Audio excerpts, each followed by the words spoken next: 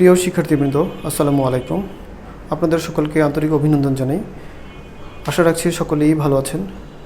সিসিইআর model college এর online ক্লাসে আপনাদের সকলকে স্বাগত জানিয়ে শুরু করছি আমাদের আজকের পৌরনীতি ও সুশাসন সাবজেক্টের অনলাইন ক্লাসটি।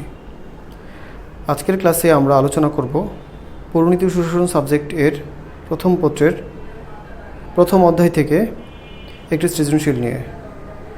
এর আগের দুটি ক্লাসে আপনাদের সুবিধার জন্য পুরো অধ্যায় থেকে বেশ কিছু টপিক নিয়ে আলোচনা করেছি। চলুন তাহলে আলোচনা শুরু করি আজকের সৃজনশীল প্রশ্নটি নিয়ে। আমি প্রথমে প্রশ্নটি পড়ছি, তারপর উত্তর সহ আলোচনা করব। তানভীর ও রাশেদ দুই বন্ধু। তারা দুজনে ভিন্ন ভিন্ন বিষয় নিয়ে পড়েছে। রাষ্ট্র, সরকার, সংবিধান, নাগরিক, আন্তর্জাতিক সংস্থায় এসব বিষয়ের প্রতি তানভীরের আগ্রহ বেশি। অন্যদিকে রাশেদের সবসময় মুদ্রা ব্যবস্থা, আয় ব্যয়, বাজেট তৈরি, সম্পদের সুষম বন্টন ইত্যাদি বিষয়ের প্রতি বেশি আকৃষ্ট। তাই কলেজে তারা পছন্দমতো বিষয় নির্বাচন করে।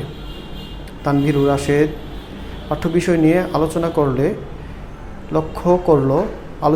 লক্ষ্য করল বিষয় দুটি ভিন্ন হলেও উদ্দেশ্য কিন্তু এক। এই প্রেক্ষাপটে এখানে 4টি প্রশ্ন দেওয়া আছে, ক, খ, গ এবং ঘ। চলুন আমরা প্রশ্নগুলো দেখে নিই।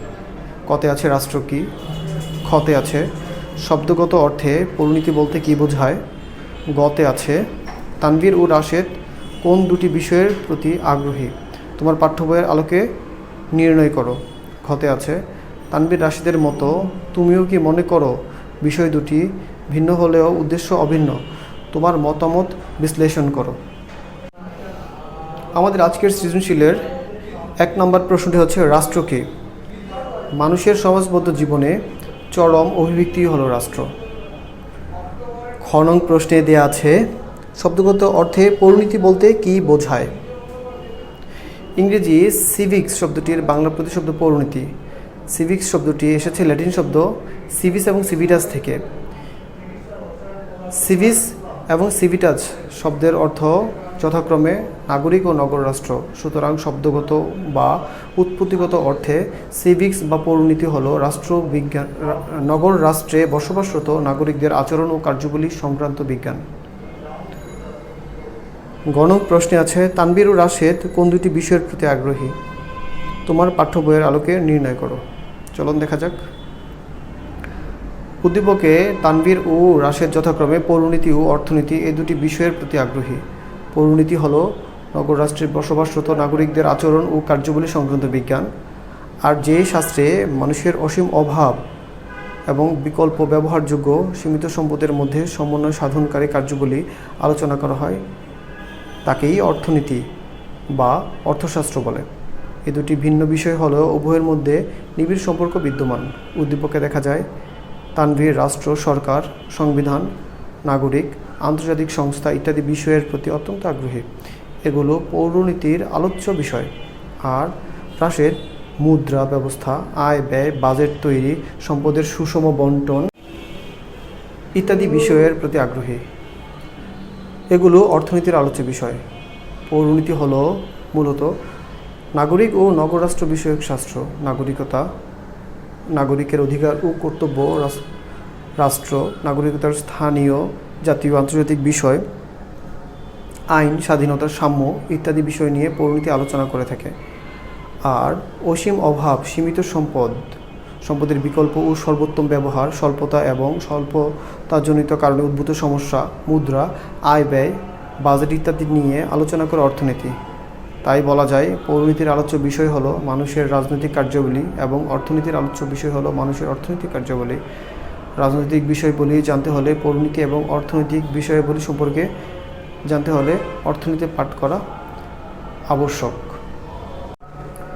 আজকের সৃজনশীলের ঘ নং প্রশ্নে উল্লেখ আছে তানভীর ও রাশেদের মতো তুমিও কি মনে করো বিষয় দুটি ভিন্ন হলেও উদ্দেশ্য অভিন্ন, তোমার মতামত বিশ্লেষণ করো। হ্যাঁ, তানভীর ও রাশেদের মতো আমি মনে করি যে উক্ত বিষয় দুটি তথা পৌরনীতি ও অর্থনীতি বিষয় দুটি অভিন্ন হলেও উদ্দেশ্য অভিন্ন। পৌরনীতি ও অর্থনীতি বিষয় দুটি ভিন্ন হলেও উদ্দেশ্য অভিন্ন। সুশাসন ছাড়া অর্থনৈতিক উন্নয়ন সম্ভব নয়। নাগরিকের অধিকার রক্ষা করা না গেলে অর্থনৈতিক উন্নয়নের কোনো মূল্য থাকে না। নাগরিকের রাজনৈতিক ও অর্থনৈতিক জীবন একে অপরের পরিপূরক। এ কারণেই পৌরনীতি ও অর্থনীতি ঘনিষ্ঠ সম্পর্কে আবদ্ধ।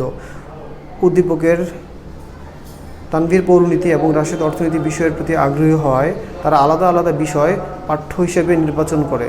এই দুটো বিষয়ের ভিন্নতা থাকলেও উদ্দেশ্য অভিন্ন। উক্ত দুটি বিষয়ই লক্ষ্য হল মানুষের কল্যাণ সাধন। উভয় শাস্ত্রের আলোচ্য বিষয় নাগরিক, পৌরনীতি ও সুশাসন এবং অর্থনীতির জ্ঞান সম্মিলিতভাবে মানব জীবনকে পূর্ণতা দান করে। সুনাগরিক ও সফল নেতৃত্ব গঠনে উভয় শাস্ত্রের জ্ঞানই প্রয়োজন। উক্ত দুটি বিষয়ের মধ্যে ধারণাগত পার্থক্য থাকলেও উদ্দেশ্য অভিন্ন। পৌরনীতি ও সুশাসন সুনাগরিকের গুণাবলী অর্জনের মাধ্যমে ব্যক্তিগত ও রাষ্ট্রীয় জীবনে কল্যাণ আনয়নে শিক্ষা দেয়, আর অর্থনৈতিক মানুষের বিভিন্ন অভাব পূরণের জন্য সম্পদ উৎপাদন, বিনিময়, বন্টন ও ভোগের সাথে জড়িত বিষয় নিয়ে আলোচনা করে। সীমিত সম্পদ দিয়ে অসীম অভাব পূরণ করার মাধ্যমে কল্যাণ সাধন করার শিক্ষা দেয় অর্থনীতি। অর্থাৎ উক্ত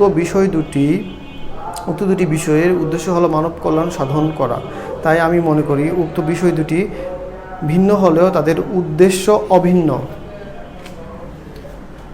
প্রিয় শিক্ষার্থীবৃন্দ, আশা করছি আজকের সৃজনশীল প্রশ্ন উত্তরটুকু এর যে আলোচনা হয়েছে তা আপনারা খুব সহজেই বুঝতে পেরেছেন।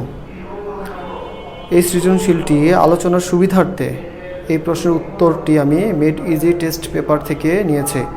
প্রয়োজনে ওইখান থেকেও আপনারা দেখে নিতে পারেন আপনাদের সুবিধার্থে। আবারও কোনো নতুন সৃজনশীল প্রশ্ন ও উত্তর এর আলোচনা নিয়ে আপনাদের সামনে হাজির হব।